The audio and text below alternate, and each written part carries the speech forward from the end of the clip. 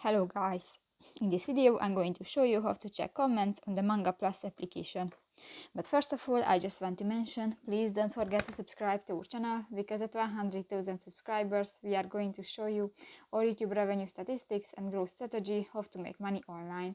So let's jump into it. First of all, open the application on your device.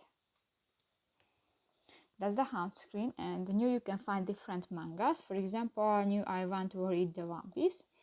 And if you want to check the different comments, click to the screen and click to the message icon at the lower left corner of the screen, and you can check the all comments. You can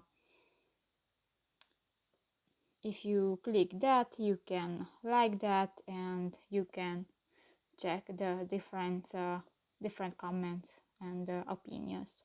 So that's pretty much it for this video, guys. See you in the next one. Bye bye.